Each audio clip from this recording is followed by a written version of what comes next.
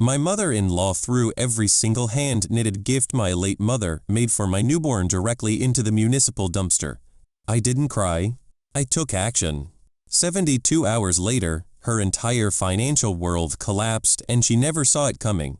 To understand the sheer magnitude of Eleanor's entitlement, you have to understand the architecture of our family dynamic. When I met my husband, Mark, I thought he was a devoted son. It took me 3 years of marriage to realize he wasn't devoted. He was broken. Conditioned from birth to act as a human shock absorber for his mother's erratic moods, Mark existed solely to smooth things over. Eleanor was a woman who navigated life with the aggressive confidence of a monarch who believed taxes were for peasants and consequences were for other people. Then there was Chloe. Chloe was Mark's younger sister, the undisputed golden child of the family. If Chloe sneezed, Eleanor bought her a humidifier. If Mark broke his arm, Eleanor complained about the hospital parking fees. The favoritism was so deeply ingrained in their psychological ecosystem that Mark didn't even register it as abuse anymore. He called it just how mom is. I refused to play by those rules. I came from a family where respect was earned, not demanded through emotional terrorism. I am an actuary by trade. My entire professional life revolves around assessing risk, calculating probabilities, and understanding the long-term impact of compound interest. I look at the world through spreadsheets, contracts, and hard data. Drama has no place in my ledger. When Mark and I got married, I set firm boundaries. I politely but firmly declined Eleanor's demands to have a key to our house. I smiled and said no when she suggested we pay for Chloe's destination wedding in Shalom because family helps family. Eleanor hated my boundaries. She called me cold. She told Mark I was calculating and controlling. Whenever I confronted her about her backhanded compliments or passive-aggressive remarks, she would immediately pivot to tears, claiming she had no idea what I was talking about. Her gaslighting was practically an Olympic sport, but I never took the bait. I would just stare at her, let the silence stretch until it became suffocating, and walk away. But there was one secret Eleanor didn't know, a secret Mark and I had agreed to keep quiet to protect her fragile ego. 5 years ago, Eleanor was facing eviction. She had squandered her alimony on luxury cruises and designer handbags she couldn't afford, ignoring her rent for 6 consecutive months. She was weeks away from being out on the street. Mark came to me, desperate, asking if we could take out a loan to buy her a place. I don't do bad investments, and I certainly don't hand out free money to irresponsible adults. But I loved my husband, and I knew the guilt of his mother being homeless would destroy him. So I offered a compromise. I took money from an inheritance my grandfather left me, strictly pre-marital assets, and I bought a beautiful 3-bedroom townhouse in a gated community. I didn't buy it in my name, and I certainly didn't buy it in Mark's. I formed a single-member LLC, of which I am the sole managing member. The LLC bought the house in cash. We allowed Eleanor to move in. The arrangement was simple. She would pay a heavily subsidized rent directly to the LLC to cover property taxes and HOA fees. In exchange, she had a roof over her head. But Eleanor being Eleanor, she immediately spun a different narrative. She told her country club friends, her neighbors, and especially Chloe, that her wealthy new daughter-in-law had gifted her the house as a wedding present to the family. She paraded around the neighborhood acting like the lady of the manor. I let her have her delusion. I had the deed locked in a fireproof safe. Let her play pretend. It cost me nothing. Things shifted dramatically when Chloe announced she was pregnant. The family went into a state of hysterical joy. When Chloe gave birth to Braden, the golden grandchild, Eleanor practically moved into her daughter's house. She bought him a custom-carved crib, imported organic cotton clothes, and started a college fund. 2 years later, I found out I was pregnant. My own mother, who had been battling ovarian cancer for 4 years, was thrilled. She knew she wouldn't live long enough to see her granddaughter grow up, so she spent her final, painful months sitting in her recliner, knitting. Despite the neuropathy in her hands from the chemotherapy, she knitted 5 baby blankets, a dozen tiny sweaters, and an assortment of hats and booties. She packed them carefully in a beautiful cedar chest, attached a handwritten letter to my unborn daughter, and gave it to me a week before she passed away. That chest was my most prized possession. It sat in the corner of our nursery, a physical manifestation of my mother's enduring love. Eleanor, on the other hand, treated my pregnancy like a minor inconvenience. When we announced we were having a girl, her only response was a heavy sigh and, well, I suppose Chloe's Braden will have to look after her. Girls are so expensive. She didn't buy a single gift. She didn't offer to help arrange the nursery. I didn't care. I preferred her absence. Then came the day I went into labor. It was 3 weeks early. The contractions hit hard and fast, and in the chaotic rush to get to the hospital, we realized we had no one to watch our 2 golden retrievers. Chloe was too busy with Braden. Mark, in a moment of sheer panic, called his mother. Eleanor grudgingly agreed to come over and dog sit for the 2 days I would be in the maternity ward. It was the biggest mistake of our lives. After 36 grueling hours, I gave birth to my daughter, Lily. She was perfect. Despite the exhaustion, I felt a profound, overwhelming sense of peace. On the second day, we packed up our things, secured Lily in her car seat, and drove home. Walking through the front door, the house was eerily quiet. The dogs were in the backyard. Eleanor was sitting in the living room, sipping tea and watching a home renovation show. She didn't even stand up when we walked in. She just glanced at the car seat and said, finally, "The dogs have been a nightmare." I ignored her. I was exhausted, recovering from a minor hemorrhage, and all I wanted was to take my daughter up to her nursery, open the cedar chest, and wrap her in the soft pink blanket my moth had made for her. I wanted Lily to feel my mother's embrace, even if only through the yarn she had woven with her dying hands. I carried the car seat upstairs, Mark following close behind with our bags. I opened the door to the nursery. The room smelled faintly of bleach. I looked toward the corner.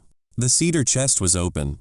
I walked over, my heart suddenly pounding a heavy, irregular rhythm against my ribs. I looked inside. It was completely empty. The blankets, the sweaters, the hats, the handwritten letter, gone. I stood there. The silence in the nursery was absolute. Mark came up behind me, carrying the diaper bag. He stopped, seeing my posture. "Honey, what is it?" I didn't answer. I turned on my heel, walked past him, and went back downstairs. Eleanor was still on the couch examining her cuticles. "Where are they?" I asked. I kept my voice steady. She didn't even look up. "Where are what, dear?" "The knitted blankets, the sweaters, the letter from my mother, the contents of the cedar chest." Eleanor sighed, finally looking at me with an expression of mild annoyance. "Oh, that old junk?" I threw it out. It smelled like mothballs and hospitals. You can't put a newborn in that. It's completely unhygienic. I did you a favor, honestly. I cleared space for the new things Chloe is going to pass down from Braden. My blood ran cold. The sheer, unadulterated cruelty of it wasn't a mistake. It wasn't ignorance. It was a calculated strike, designed to erase my mother's presence from my daughter's life. "You threw them in the trash?" Mark asked, his voice shaking. He had finally made it downstairs. "Mom, those were from her mother. She made those while she was dying." "Well, I didn't know that." Eleanor snapped, though the glint in her eye proved she was lying. We had discussed it dozens of times. Anyway, the municipal garbage truck came this morning. "It's gone." "Don't be so dramatic. You can buy nicer things at the boutique downtown."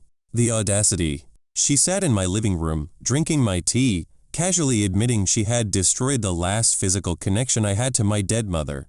She expected a fight. She expected me to scream, to cry, to give her the emotional reaction she craves so she could play the victim. I just looked at her. "Get out," I said. Eleanor blinked. "Excuse me?" "Get out of my house. Now." "Mark, are you going to let your wife speak to me like this?" She whined, instantly defaulting to her martyr routine. "After I did you a huge favor by watching these stupid dogs?" Mark looked at me, then at his mother. The fog lifted. He didn't rush to smooth it over. He walked over to the front door and opened it. "Mom, leave." Eleanor huffed, grabbing her purse. "Fine, if you're going to be this ungrateful. But don't expect me to babysit anytime soon." As the door clicked shut behind her, the reality of what she had done settled over me like a suffocating blanket. The letter, the sweaters, the last tangible pieces of my mother's love, rotting in a landfill. I walked upstairs, went into the guest room, and I packed my bags. Not to leave my marriage, but to remove myself and my daughter from the immediate environment. I told Mark I was taking Lily to a hotel for the weekend. I needed absolute silence. I needed a war room. Mark didn't argue. He understood. I checked into a suite downtown. While Lily slept peacefully in the hotel bassinet, I opened my laptop. I didn't waste time on tears. I channeled every ounce of my grief into a cold, relentless focus. The era of playing nice was over. There would be no forgiveness. There would be no contact. Eleanor wanted to treat me like an inconvenience. I was going to become her apocalypse. It was time to utilize the paper trail. 5 years ago, when I formed the LLC to purchase the townhouse Eleanor lived in, I made sure the operating agreement was ironclad. The LLC, named Onyx Holdings, was the sole legal owner of the property. Eleanor had signed a month-to-month lease agreement. It was a standard document, designed to protect the asset. She thought it was just a formality. She had no idea the landlord she had been paying her taxes to was actually a corporate entity entirely controlled by me. I pulled up the lease agreement. Clause 4B. The landlord reserves the right to terminate this month-to-month tenancy with a 30-day written notice to quit, for any reason, or no reason at all. I drafted the notice to quit. I kept the language clinical. No emotion, just the harsh reality of property law. It stated her tenancy was terminated, and she had exactly 30 days to vacate, remove all personal property, and surrender the keys. If she failed to comply, Onyx Holdings would initiate immediate eviction proceedings, the cost of which would be billed directly to her. I didn't stop there. Over the past 5 years, Eleanor had occasionally been late on her rent. She would text Mark, making excuses about car repairs or medical bills, and I would let it slide. But I had kept every single bank statement, every ledger entry. I compiled an itemized invoice of every late fee, every unpaid utility bill she had promised to cover, but hadn't. It totaled just over $4,200. I attached the invoice to the eviction notice. Then I called my attorney David. David was a corporate shark who specialized in aggressive litigation. He didn't do family law. He did asset protection. David, I said when he answered, I need a notice to quit served to the tenant at the Oakwood property. Today, by process server. The mother-in-law? David asked. He knew the arrangement. Yes. And David? I want it done exactly by the book. No loopholes. Consider it done. I'll have the server there by 3 p.m. I hung up the phone. I looked at my beautiful, sleeping daughter. Eleanor had tried to erase my mother's legacy. In return, I was going to erase Eleanor's entire foundation. She had built her life, her social standing, and her ego on the illusion of wealth and security that I had secretly provided. She loved to brag about her house. She loved to play the matriarch. She was about to find out she was nothing more than a bad tenant. And her lease was up. I knew exactly what would happen next. Eleanor would immediately launch a smear campaign. She would call Chloe sobbing. She would call his cousins and her friends. She would spin a narrative where she was the tragic, abused mother, and I was the wicked daughter-in-law who had lost her mind from postpartum hormones. She would try to rally an army. I welcomed it. I had been preparing for this moment for 5 years without even realizing it. Every passive-aggressive text, every manipulative voicemail she had ever left Mark, I had them backed up on a secure cloud drive. While other people kept family photo albums, I kept a digital evidence locker. I spent the next 2 hours drafting a preemptive email. I didn't send it yet. I would wait for her to make the first move. The email contained no accusations, only facts. It included the audio recording of her admitting to throwing away my mother's dying gifts. Yes, the nursery had a baby monitor. A high-end, motion-activated model that recorded directly to a secure app on my phone. When she confessed to tossing the cedar chest, the camera had captured every word, every dismissive roll of her eyes, every cruel inflection. I let out a short, humorless laugh. She had no idea. By 2 p.m., I had completely dismantled the financial safety net Mark, and I had woven for her. I logged into our joint accounts. There was a secondary credit card in Mark's name that he occasionally let Eleanor use for emergencies. I clicked Report Lost/Stolen and did not request a replacement. I canceled the auto pay for her cell phone bill, which Mark had quietly absorbed into our family plan 3 years ago. I severed her entitlement. Surgical. Permanent.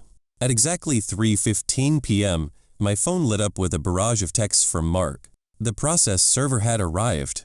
According to the Ring camera footage Mark had access to, Eleanor had been hosting her weekly bridge club when a man in a sharp suit knocked on the door and handed her a thick mantle, an envelope.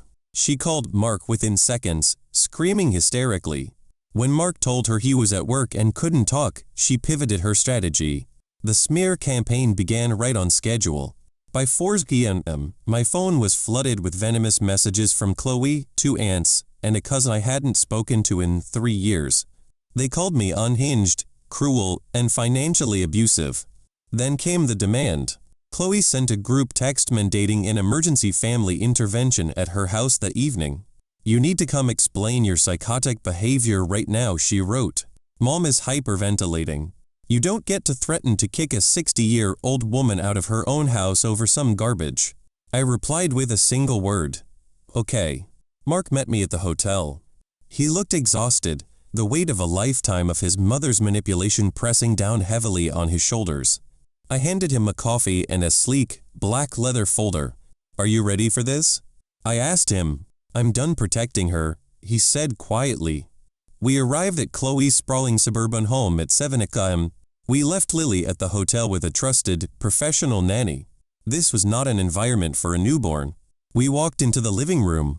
It was set up like a tribunal. Eleanor was sitting in the center of a plush velvet sofa, clutching a crumpled tissue, her eyes red and puffy. Chloe sat beside her, rubbing her back, glaring at me as if I were a serial killer. Chloe's husband stood awkwardly in the corner, clearly wishing he were anywhere else. "How could you?" Chloe hissed the second I walked in. "She made a mistake. You don't serve an eviction notice over a mistake. Besides, you can't evict her anyway. Mark bought that house for her." Eleanor dabbed her eyes, looking up at Mark with a pathetic, trembling lip. "Mark, tell your wife to stop this nonsense. Tell her to tear up that piece of paper. I've been a good mother to you. I don't deserve this." She looked incredibly smug behind the tissue. She genuinely believed Mark would cave, just like he always did. She thought this was a tantrum, a bluff that she could overpower with weaponized guilt. I didn't sit down. I kept my voice steady. "Mark didn't buy the house, Eleanor." "I did," Chloe scoffed. "Please. You don't make that kind of money. It's marital property, which means Mark has a say and he says she stays." I opened the black folder. I pulled out a certified copy of the property deed and the LLC incorporation documents. I placed them on the glass coffee table, sliding them precisely to the center. "This is the deed to the Oakwood property," I said, my tone clinical and detached. "As you can see, the registered owner is Onyx Holdings LLC. And here are the articles of organization for Onyx Holdings. I am the sole managing member. The capital used to purchase the property came from an inheritance strictly protected as a premarital asset. Mark's name is nowhere on these documents. He has the legal claim to the property and therefore has the power to stop an eviction." Eleanor leaned forward, staring at the papers. She couldn't read the legalese, but she saw my name stamped at the bottom. Chloe snatched the papers up, her eyes scanning the text frantically, their faces drained of color. The illusion of ownership, the grand narrative Eleanor had spun for half a decade, shattered in an instant. She wasn't the matriarch of a wealthy estate. She was a tenant on a month-to-month lease who had just crossed her landlord. "You tricked me," Eleanor gasped, dropping the tissue. The tears instantly vanished, replaced by pure, venomous rage. "You deceitful little." I protected my investment, I interrupted smoothly. "And it's a good thing I did. You violated the basic terms of human decency, but more importantly, you violated your lease agreement. The eviction stands. You have 29 days left." Chloe threw the papers back onto the table. "You're doing this over some ugly, old baby clothes? Are you insane? They smelled. Mom did you a favor. She threw away my dead mother's final gifts to my daughter," I stated. "It was an accident." Eleanor shrieked. "I didn't know what they were. I thought it was a donation box for Goodwill." It was the exact lie I had anticipated. I reached into my pocket, pulled out my phone, and connected it to the Bluetooth speaker sitting on Chloe's bookshelf. I didn't say another word. I just hit play on the audio file. The crisp, clear sound of Eleanor's voice filled the room. "Oh, that old junk?" I threw it out. It smelled like mothballs and hospitals. "You can't put a newborn in that. It's completely unhygienic. I did you a favor, honestly." I cleared space for the new things Chloe is going to pass down from Braden. The room went dead silent. Chloe stared at her mother, her mouth slightly open. Even she couldn't defend the sheer malice in that recording. Eleanor looked like she had been struck by lightning. She looked wildly at Mark, waiting for him to save her. Mark looked at his mother with a cold, hollow expression. "You're dead to me," he said. It was the first time in his entire life he had ever spoken to her with absolute finality. I picked up the deed and the LLC documents, returning them to the black folder. I zipped it shut. The sound was loud in the suffocating quiet of the living room. "The clock is ticking, Eleanor," I said. "If you are not entirely moved out by the 1st of next month, the sheriff will arrive to physically remove you, and your belongings will be placed on the curb. Do not contact me again. Do not contact Mark again." We turned and walked toward the front door. "You can't do this," Eleanor suddenly screamed, her voice cracking in genuine panic as the reality of her impending homelessness finally broke through her arrogance. "Where am I supposed to go? I have no money. My credit card is declining. My phone service is suspended." I paused with my hand on the doorknob. I looked back at her over my shoulder. "I hear Braden's old nursery is available," I said. We walked out, leaving the golden child and the monster she was raised by to deal with the ashes. The drive back to the hotel was the quietest 20 minutes of our marriage. Mark drove with both hands gripping the steering wheel, staring straight ahead at the road. He didn't look angry. He looked like a hostage who had just walked out of a basement after 30 years, blinking against the harsh, unforgiving sunlight of reality. I didn't push him to speak. Silence is often the best antiseptic for a deep psychological wound. For the first 14 days of the 30-day notice period, Eleanor operated in a state of aggressive delusion. She genuinely believed it was a power play. She thought if she just waited me out, if she ignored the legal documents, the whole thing would magically blow over. She was so accustomed to bending reality to her will through tears and tantrums that she couldn't comprehend a scenario where her emotional manipulation was entirely irrelevant. She continued to host her weekly bridge club. She continued to act like the wealthy matriarch. According to the neighborhood gossip, which flowed freely to me through a neighbor who had always despised Eleanor's elitist attitude, Eleanor was telling everyone that her son and his hormonal wife were having a little spat, but that the house was securely hers. Then came day 15. The reality of her suspended credit cards and deactivated cell phone finally forced her hand. She couldn't order her groceries. She couldn't buy her premium cable packages. The subsidized life she had enjoyed for 5 years had evaporated overnight. In a desperate bid to regain control, she managed to scrape together enough cash to hire a local strip mall attorney. His name was Arthur Higgins, a man who specialized in slip and fall cases and cheap divorces. On day 18, I received a certified letter from his office. It was a laughable attempt at a cease and desist, threatening a lawsuit for emotional distress and unlawful eviction, claiming Eleanor had squatters' rights and an oral contract guaranteeing her lifetime tenancy. I didn't even bother reading the whole thing. I skimmed the first paragraph, let out a short, humorless laugh, and forwarded the PDF to my corporate attorney, David. "Handle this," I told him in a brief email. David didn't write a letter back. He made a phone call. As he later recounted to me, he informed Mr. Higgins that Onyx Holdings LLC would be pursuing immediate sanctions for filing a frivolous claim and outlined the precise financial penalties Mr. Higgins would personally face if he attempted to bring this to court. David also casually mentioned that any further correspondence should be directed to his firm's litigation department, which operated at a retainer 10 times the value of Mr. Higgins' entire practice. Mr. Higgins officially dropped Eleanor as a client 48 hours later. By day 22, the panic finally breached Eleanor's walls. The smear campaign she had launched against me collapsed entirely.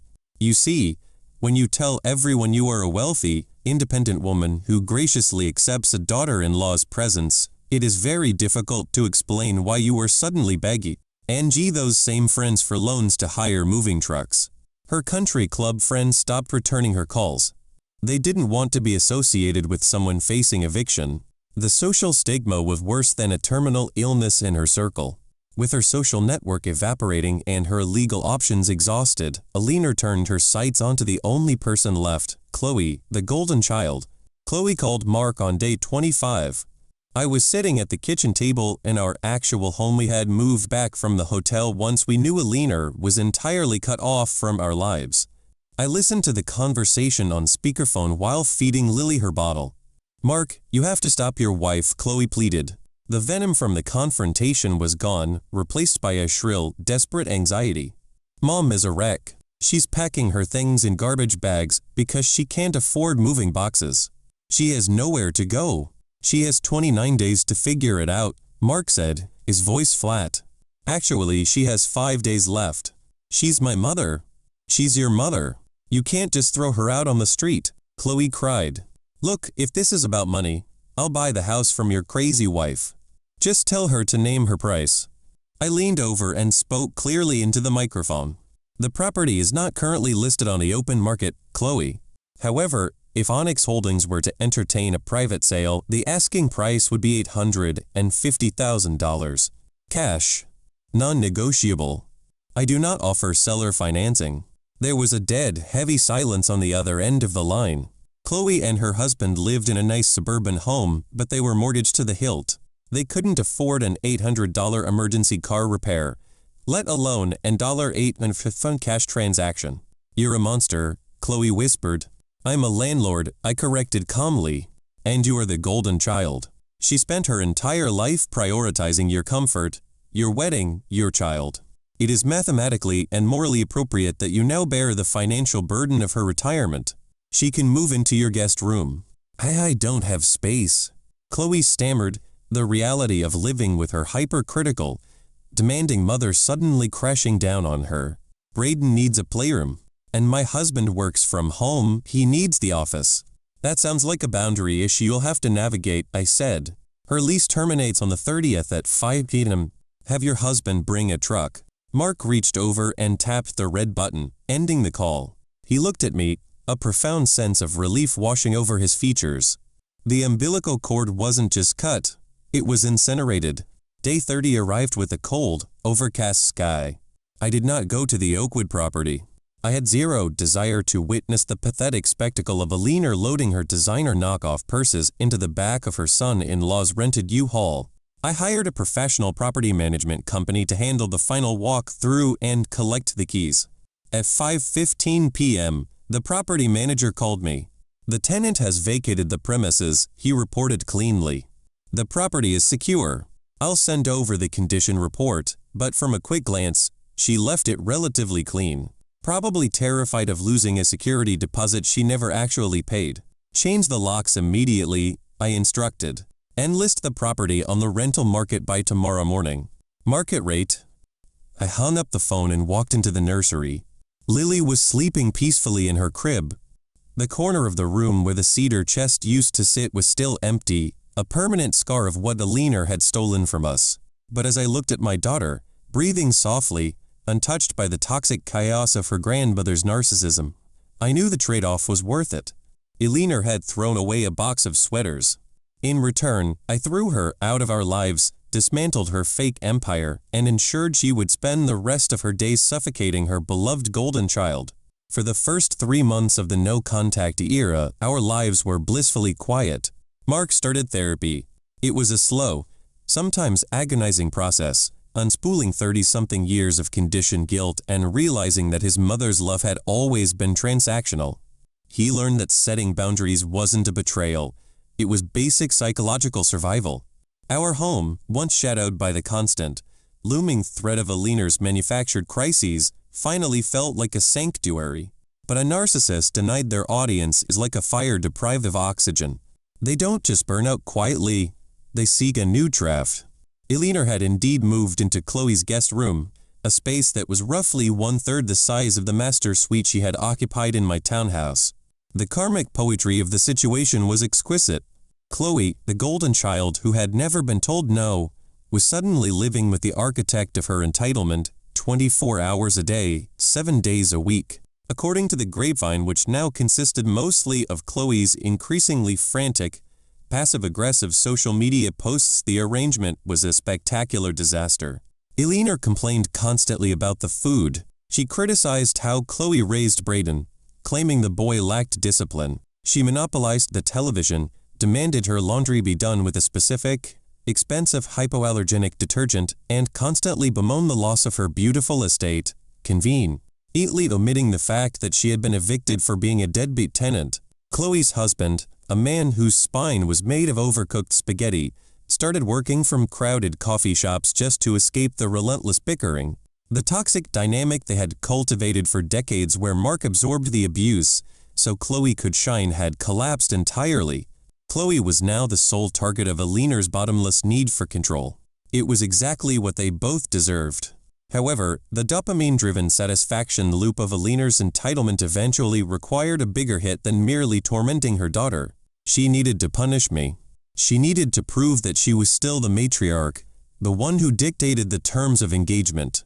It happened on a Tuesday. I was working from my home office, reviewing a highly complex actuarial table for a corporate client, when my phone buzzed. It was an alert from the front gate security of our private community. "Mrs. Hastings," the guard said, his voice hesitant. "There is a woman here claiming to be your mother-in-law. She says she's here for her scheduled visitation with her granddaughter." She's being quite vocal. I didn't panic. I didn't get angry. I felt nothing but a cold, clinical satisfaction. She had finally crossed the legal threshold from a family nuisance to a documented trespasser. "I have no scheduled visitation with anyone," I replied, my voice steady and perfectly level. "She is not welcome on the property. Please inform her she is trespassing, and if she refuses to leave immediately, call the police." "Understood, ma'am." I pulled up the live feed from the gate camera on my secondary monitor. The audio was crystal clear. I watched as the guard stepped out of his booth and approached Eleanor's rusted sedan, a recent, humiliating downgrade she had been forced to make after I canceled the insurance on the luxury SUV Mark had been blindly paying for. "Ma'am, the resident has explicitly denied you entry," the guard said professionally. "I'm going to have to ask you to turn your vehicle around and vacate the premises." Eleanor exploded. "Denied entry? I am the grandmother. I have grandparents' rights. You open this gate right now, you minimum wage mall cop, or I will have your job." She laid on the horn, a long, obnoxious blare that echoed through the quiet, manicured neighborhood. I picked up my cell phone and dialed the non-emergency police line. I explained the situation with clinical precision. A disgruntled, estranged relative was aggressively trespassing at a gated entry, blocking a private roadway, and harassing the security staff. I provided the exact address, the make of her vehicle, and her license plate number. I watched the camera feed for another 12 minutes. Eleanor refused to move her car, blocking the resident lane, screaming through her rolled-down window at anyone who tried to pull around her. She was throwing a toddler's tantrum in the body of a 60-year-old woman. Then, the flashing red and blue lights appeared in the frame. 2 local squad cars pulled up directly behind her. I leaned back in my ergonomic chair and watched the consequences of her actions finally catch up to her in real time. The officers approached her window. Eleanor, predictably, immediately tried to play the victim. I could see her weeping, pointing a trembling finger toward my neighborhood, pantomiming the profound tragedy of a loving grandmother kept cruelly from her flesh and blood. But the police don't care about family drama or manufactured tears. They care about the law. And the law stated she was blocking a private roadway and creating a public disturbance. I saw the exact moment the lead officer's patience snapped. He pointed firmly down the road, his body language rigid and brooking absolutely no argument. Eleanor tried to argue. She even stepped out of the car, waving a crumpled piece of paper, likely some useless printout she found on the internet about grandparents' rights, fundamentally misunderstanding that those rights rarely apply to intact families where both custodial parents legally deny access. The officer placed his hand deliberately on his radio. He stepped closer. Eleanor froze. The harsh reality of the badge, the uniform, and the absolute authority finally pierced her thick bubble of delusion. She got back into her car, slammed the door, and sped off, nearly clipping the concrete curb on her way out. I immediately downloaded the high-definition security footage and sent the file directly to David, my attorney. Time for the final nail, I wrote in the email. I want a formal cease and desist regarding harassment and trespassing, CC'd via certified mail to her current address at Chloe's house. And David? Draft a formal petition for a restraining order. We won't file it today, but I want it sitting in the chamber, completely ready to fire the second she steps out of line again. By that evening, the incident had already been spun into a completely fabricated narrative on Chloe's end. Chloe sent Mark a furious, unhinged text message. Mom is hyperventilating in her room. You called the cops on your own mother? Over wanting to see her granddaughter? You two are sick and twisted. Mark read the text, let out a short, humorless laugh, and permanently blocked his sister's number. You know, he said softly, setting his phone face down on the granite kitchen counter, I used to be absolutely terrified of her anger. Now, it just looks pathetic. That's because you're finally looking at it from the outside, I told him. She doesn't have power over you anymore, Mark. She only has noise. The eviction had stripped her of her money and her social status. But that afternoon at the security gate, we took the absolute last thing she had left, her illusion of control. She was no longer a looming threat. She was just a bitter, bankrupt woman sitting in a cramped suburban guest room, screaming at a world that had finally stopped listening. 6 months into the absolute no-contact era, the silence from Eleanor's camp wasn't a sign of surrender. It was the quiet before a deeply stupid storm. You cannot starve a narcissist of drama and expect them to simply fade away into quiet reflection. Their ego requires a constant stream of external validation, and when they can no longer extract it through pity, they will attempt to extract it through litigation. It started with a thick, certified envelope delivered to our home. Eleanor had found another lawyer. This one was slightly more reputable than the strip mall attorney she had previously hired, but clearly operating on a contingency basis, fueled by Eleanor's wildly fabricated tale of hidden family wealth. I opened the envelope at the kitchen island, sipping a cup of black coffee. I scanned the legal jargon. They were filing a dual-pronged civil suit. The first part was a petition for grandparents' rights, demanding court-ordered visitation with Lily. The second part was where the sheer audacity truly shone. They were attempting to pierce the corporate veil of Onyx Holdings LLC. Eleanor's new lawyer was arguing that Mark had funneled marital assets into my LLC to secretly purchase the townhouse, meaning Mark had an equitable interest in the property, which meant Eleanor's eviction was somehow a fraudulent dissipation of family resources. It was legal fan fiction. It was a desperate, grasping attempt to rewrite reality to fit her victim narrative. I didn't cry. I didn't panic. I took action.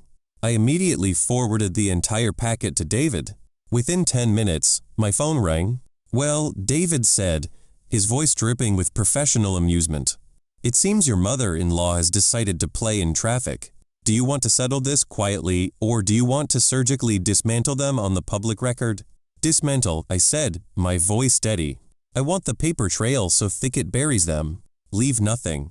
The legal discovery process is a beautiful thing. It forces the truth out of the shadows and onto legally binding spreadsheets. To prove that Onyx Holdings was entirely funded by my premarital inheritance, I had to open my financial records. But in doing so, David legally compelled Eleanor to open hers to prove her claims of financial damages.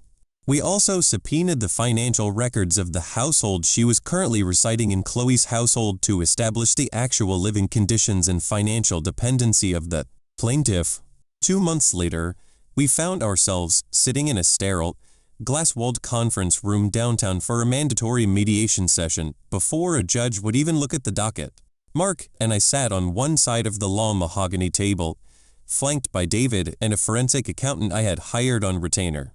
On the other side sat Eleanor, looking surprisingly gaunt, but wearing a vintage Chanel scarf to project an aura of fading aristocracy. Next to her was Chloe, looking exhausted, with dark circles under her eyes that no concealer could hide. Chloe's husband, Greg, sat at the far edge of the table, radiating a deep, vibrating resentment. Eleanor's lawyer cleared his throat and began a long, melodramatic opening statement about family bonds, the tragedy of estrangement, and the cruel financial trickery I had allegedly employed to render a loving grandmother homeless. I let him speak. I simply watched Eleanor. She sat with her chin tilted up, a smug, satisfied little smile playing on her lips. She thought she was winning. She thought because she had dragged us into a boardroom, she had regained control. When her lawyer finally finished, David didn't bother with a grand speech. He simply opened a thick binder and slid a single, stapled document across the table. He didn't slide it to Eleanor. He didn't slide it to Chloe. He slid it directly to Greg. Before we discuss the absolute fiction that is the plaintiff's claim regarding my client's LLC, David said smoothly, we need to address the standing of the plaintiff's current financial situation, as revealed during standard discovery. Greg frowned, picking up the document. What is this? That, David replied, is a forensic summary of Eleanor's credit history over the past 8 months. As you know, my client cut off all financial support to Eleanor precisely 30 days before her eviction. In the months since, Eleanor has accrued roughly $45,000 in new, unsecured credit card debt. Their faces drained of color. Eleanor's smug smile vanished instantly. Chloe looked confused. Mom, how did you get credit cards? You don't have an income. I kept my eyes locked on Greg as he read the document. I watched the exact moment his brain processed the data. His hands started to shake. The paper rattled loudly in the dead silent room. She didn't use her income, I said softly, driving the knife in with surgical precision. She used yours. Greg slammed the paper onto the table, his face turning a dangerous shade of crimson. You opened 3 credit cards in my name? He roared, turning on Eleanor. You stole my social security number? It was an emergency. Eleanor shrieked, shrinking back in her chair, her entire facade of aristocratic victimhood collapsing into pathetic cowardice. I had legal fees. I had to buy groceries. Chloe said you wouldn't mind if I just borrowed. I never said that. Chloe screamed, her voice cracking in pure panic. She looked at her husband, terrified. Greg, I swear to God, I had no idea. You moved her in. Greg shouted, standing up so violently his heavy leather chair crashed to the floor. She's destroyed our house. She treats you like a servant. And now she's committing identity theft against me to fund a bogus lawsuit against your brother? Eleanor's lawyer sat frozen, staring at his client with a mixture of horror and profound professional regret. He had just realized his client wasn't a helpless victim of financial abuse. She was the active perpetrator of felony fraud. I leaned forward, resting my elbows on the mahogany table. I looked at the golden child and her monstrous mother, watching their toxic dynamic shatter into a million jagged pieces. As for the grandparents' rights petition, David added, not missing a beat, we have already drafted a motion to dismiss with prejudice, accompanied by police reports of the plaintiff, if trespassing and harassing security at my client's residence. No judge in this state will grant visitation to a documented stalker currently engaging in felony identity theft against her own son-in-law. I let out a short, humorless laugh. It was over. The trap hadn't just sprung, it had completely pulverized them. The mediation didn't just end, it imploded. Greg didn't wait for his wife or his mother-in-law to make an excuse. He didn't ask for clarification or offer a path to forgiveness. He grabbed his coat, turned to Chloe, and delivered a mandate with absolute, chilling clarity. If she is not out of my house by the time I get home from work tonight, Greg said, his voice shaking with a quiet, lethal rage, I am calling the police, I am pressing federal charges for identity theft, and I am filing for divorce. He walked out of the glass-walled conference room without looking back. Chloe burst into hysterical tears. Her golden child immunity had finally evaporated, burned away by the harsh reality of marital and financial ruin. She looked at Eleanor not with the lifelong, conditioned loyalty she usually displayed, but with pure, unadulterated disgust. For the first time in her entire life, Chloe saw her mother not as an exalted matriarch, but as a parasite. Without a word to Eleanor, Chloe grabbed her purse and ran out of the room, sprinting down the hallway after her husband. Eleanor was left sitting alone at the table, her vintage Chanel scarf suddenly looking like a cheap theatrical prop. She looked at her attorney, her eyes wide, attempting to summon one last performance of the gaslighting victim. "You have to help me," she whispered. "They're abandoning me." Her lawyer calmly closed his legal pad, placed his pen in his pocket, and stood up. "Mrs. Hastings," he said coldly, "as of this exact moment, I am formally withdrawing as your legal counsel. You intentionally concealed the fact that you committed credit fraud to pay my retainer. I strongly suggest you find a criminal defense attorney, because if your son-in-law presses charges, you will be facing federal prison time." He nodded to David, entirely ignoring Eleanor's sudden, gasping sobs, and walked out. Mark and I didn't linger to watch the rest of the breakdown. I had achieved exactly what I came to do. We stood up, thanked David and the forensic accountant for their meticulous work, and took the elevator down to the parking garage. 48 hours later, David received official notification that the lawsuit against Onyx Holdings and the petition for grandparents' rights had been voluntarily dismissed with P. Rejudice. It was legally over. The immediate fallout was exactly as mathematically predictable as an actuarial table. Greg enforced his boundary with a ruthlessness I honestly didn't know he possessed. Eleanor was physically removed from Chloe's home that very afternoon, with zero income, $45,000 in fraudulent credit card debt, and her son-in-law holding the threat of criminal prosecution over her head. Eleanor's options were no, inexistent. She ended up in a dilapidated, extended stay motel on the industrial outskirts of the city. There were no country club lunches there. There were no neighbors to impress. There was only the deafening roar of the nearby interstate and the absolute, crushing weight of her own consequences. Chloe tried to call Mark exactly once. She left a weeping, desperate voicemail, begging him to help fix this because her marriage was hanging by a thread and she couldn't handle the guilt of knowing their mother was living in a slum. Mark didn't call her back. He simply deleted the voicemail, looked at me, and smiled. The strict no-contact boundary held firm. We were not their shock absorbers anymore. We were completely free. Our house is quiet now. It is filled with the sounds of Lily learning to walk, the dogs playing in the backyard, and the gentle, mundane peace of a healthy marriage. I cannot bring back the blankets my mother knitted. That cedar chest will forever remain empty. But the sacrifice of those woven threads bought my daughter a lifetime of safety from a deeply toxic lineage. If you find yourself standing in the crosshairs of a manipulative, entitled family member, there are a few hard truths you need to understand. First, the paper trail is your ultimate shield. Words can be twisted. Tears can be weaponized. Memories can be gaslit.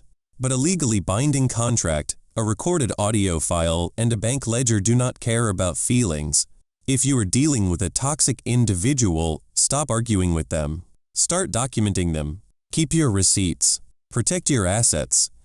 Build your fortress in silence. Second, the golden child dynamic is not a blessing. It is a different kind of curse. The scapegoat is forced to build resilience, but the golden child is crippled by entitlement. They are taught that consequences do not apply to them, right up until the moment reality shatters their glass house. Do not envy the favorite child. Pity them, for they are entirely unequipped for the real world. Third, and most importantly, boundaries require enforcement, not just words. A boundary without a consequence is just a suggestion. When I told Eleanor to get out of my house, I didn't follow it up with a negotiation. I followed it up with an eviction notice. You cannot negotiate with a narcissist. You can only remove their access to you. Blood does not entitle anyone to your peace, your sanity, or your bank account. I took a financial asset and turned it into a weapon of absolute destruction.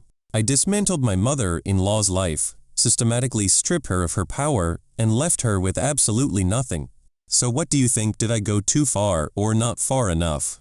Let me know in the comments below.